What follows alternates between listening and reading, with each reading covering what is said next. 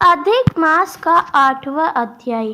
सूत जी बोले, हे तपोधन, विष्णु और श्री कृष्ण के संवाद को सुन संतुष्ट मन नारद नारायण से पूर्ण प्रश्न करने लगे। नारद जी बोले, हे प्रभु, जब विष्णु वैकुंठ चले गए तब फिर क्या हुआ? कहिए, आदि पुरुष कृष्ण और हरि सूत का जो संवाद है वह सब प्राणियों को कल्याणकार है। इस प्रकार प्रश्न सुन फिर भगवान बद्री नारायण जगत को आनंद देने वाला बृहता आख्यान कहने लगे। श्री नारायण बोलने लगे, तदंतर विष्णु बड़े प्रसन्न होकर वैकुंठ गए और वहां जाकर, हे नारद, अधिक मास को आपने पास ही बसा लिया। अधिक मास वैकुंठ में वास पाकर अत्यंत प्रसन्न हुआ और 12 मास का राजा होकर विष्णु के साथ रहने लगा। 12 मासों में मलमास को श्रेष्ठ बनाकर विष्णु मन से संतुष्ट हुए। हे मुने, अंतर भक्तों के ऊपर कृपा करने वाले भगवान युधिष्ठिर और द्रौपदी की ओर देखते हुए कृपा करके अर्जुन से यह बोले। श्री कृष्ण बोले, हे राजशूद्र, आपको मालूम होता है कि तपोवन में आकर आप लोगों ने दुखित होने के कारण पुरुषोत्तम मास का आदर नहीं किया। वृंदावन की शोभा के नाथ भगवान का प्रिय पात्र पुरुषोत्तम मास आप वनवासियों का प्रमाद से व्यतीत हो गया। भीष्म, द्रोणाचार्य, कर्ण के भय से संत्रस्त मन आप लोगों के भय और द्वेष से मुक्त होने के प्राप्त पुरुषोत्तम मास का ध्यान नहीं किया। कृष्ण द्वैपायन वासुदेव से प्राप्त विद्या के आराधना में तत्पर रणवीर अर्जुन के इंद्रकील पर्वत पर चले जाने पर उसके वियोग से दुखित आप लोगों ने पुरुषोत्तम मास को नहीं जाना। अब यदि आप यह पूछें कि हम क्या करें, तो मैं यही कहूँगा कि भाग्य का अवलंबन करो। पुरुषों का जैसा अदृष्ट होता है वैसे ही सदा भासता है। भाग्य से उत्पन्न जो फल है वह अवश्य ही भोगना पड़ता है।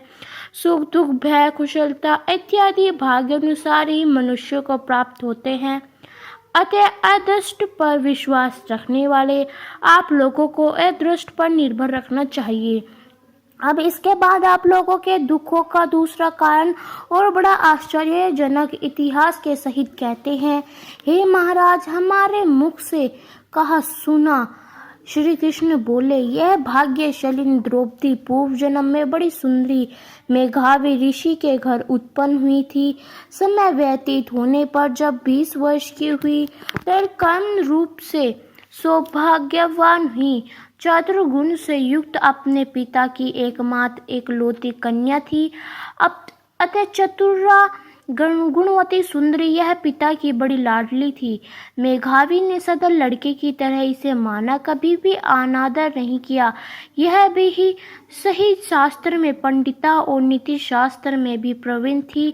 इसकी माता इसकी छोटी अवस्था में ही मर गई थी। पिता ने ही प्रसन्नता पूर्वक पाला पोसा था। पास में रहने वाली सखी के पुत्र प्रोतोदी सुख को देख इसके भी सर्प हुई और तब यह सोचने लगी कि हमें भी यह सुख कैसे प्राप्त होगा। गुण और भाग्य का निधि सुख देने वाला पति और सत्पुत्र कैसे होंगे। इस प्रकार मनोरथ विचारती हुई सोचने लगी कि पहले मेरा विवाह उपस्थित था, परंतु भाग्य ने बिगाड़ दिया। अब क्या करने से अथवा क्या जानने से एवं किस देवता की उपासना करने से, यहाँ किसी मुनि के शरण जाने से अथवा किस तीर्थ का आश्रय करने से मेरी मनोकामना पूर्ण होगी। मेरा भाग्य कैसा सो गया कि कोई भी पति मुझको वर्णन नहीं कर सकता है। पंडित भी मेरा पिता मेरे ही दुर्भाग्य से मूर्ख हो गया है। बड़ा आश्चर्य है, विवाह का समय उपस्थित होने पर भी मेरा सम्मान वर को पिता ने नहीं दिया। मैं अपनी सहेलियों के बीच में प्रमुख हूँ, परंतु कुमारी होने के कारण पति दुख से पीड़ित हूँ। जैसे मेरी सखियाँ पति सुख को भोगने वाली है, वैसे मैं नहीं हूँ। मेरी भाग्यवती माता क्यों पहले मर गई। इस प्रकार चिंता से व्याकुल कन्या मनोरथ समुद्र के मोहरूप जल में निमग्न हो शुक्र मोहरूप लहरों से पीड़ित हुई। इसके पिता मेघावी ऋषि भी कन्यादान के लिए कन्या के सामान पर ढूंढने के हेतु देश विदेश भ्रमण करने के लिए निकले, परंतु कन्या ने अरूप वर न मिलने से अपने मनोरथ में निराश हुए। कन्या के और अपने भाग्य से कन्यादान रूप संकल्प के पूर्ण होने से देवयोग के कारण बड़ा भारी दारुण ज्वर उन्हें आ गया। सब अंगों ऐसे फूटने लगे जैसे समस्त अंग टूटकर अलग हो जाएंगे और ज्वर की ज्वाला से व्याकुल हुए। श्वास लेते महारुण मुझ से व्याकुल हुए। मदिरा पान से उन्मत्त की तरह पैर लड़खड़ाते गिरते पड़ते किसी तरह घर में आए और आते ही पृथ्वी पर गिर पड़े।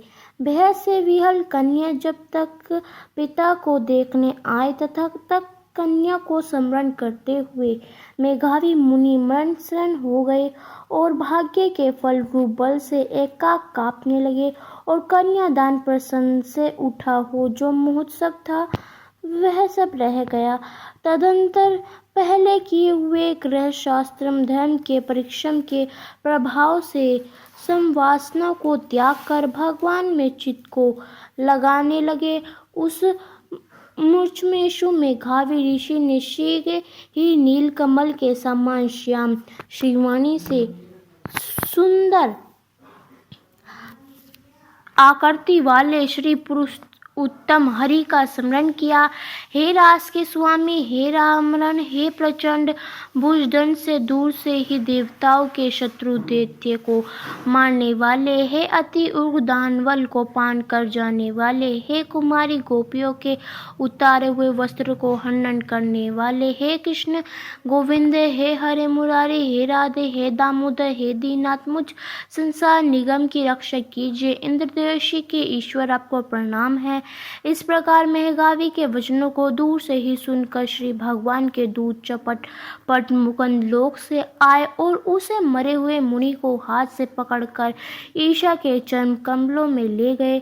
इस प्रकार अपने पिता के प्राणों को निकलता देख वह कन्या हाहाकार करने रोने लगी और पिता के शरीर को अपनी गोद में रखकर अति दुख से विलाप करने लगी। चिल्ला पक्षी की तरह बहुत देर तक विलाप करके अत्यंत दुख से विहीन हुई और पिता को जीवित तरह समझकर बोली। बाला बोली, हाय हाय हे पिता, हे कृप सिंधु, हे अपनी कन्या को सुख देने वाले, मुझे आज किस पास छोड़कर आप वैकुंठ सिधारे हैं। हे तात, पितरहीन मेरी कौन रक्षा करेगा? आज मेरा भाई बंधु माता आदि कोई भी नहीं है। हे तात, मेरे भोजन वस्त्र की चिंता कौन करेगा? कैसे मैं रहूंगी इस शून्य वेदवती रहती निर्जम वन की तरह आपके घर में? हे मुनि श्रेष्ठ, अब मैं मर जाऊंगी, ऐसे जीने में क्या रखा है? हे कन्या में प्रेम रखने वाले पिता, हे तात्व, हे विवाह विधि बिना किए ही आप कहाँ चले गए? हे तपोनिधि, अब यहाँ आइए और अमृत के समान मधुर भाषण कीजिए। क्यों आप चुप हो गए? हे तात, बहुत देर से आप सोए हुए हैं, अब जागिए। ऐसा कहकर आंसू बहाती हुई घड़ी कन्या विलाप करने लगी और पिता के मरने से दुखित हो अतः चिल्ला पक्षी की तरह मुखन से रोने लगी। उस लड़की का रोन धोन सुन उस वन में रहने वाले ब्राह्मण आपस में कहने लगे कि इस तपोवन में अत्यंत करुण शब्द से कौन रो रहा है। ऐसा कहकर सब तपस्वी चुप होकर यह मेघावी ऋषि की कन्या का शब्द है ऐसा निश्चय कर घबराए हुए हाहाकार करते हुए मेघावी के घर में आए और वहां आकर सबने कन्या के गोद में मरे हुए मेघावी ऋषि को देखा और देखकर उस वन में रहने वाले सब मुनि भी रोने लगे। कन्या की गोद में शव को लेकर शिव मंदिर के सम्मान पर गए। वह काष्ठ की चिंता लगाकर विधि से अन्युष्टि कर्म कर उसका दाह किए। दाह के अंतर कन्या को समझाकर सब ऋषि अपने अपने आश्रम गए। इधर कन्या भी धैर्य धारण कर यशाशक्ति क्रिया के लिए द्वार खर्च किया।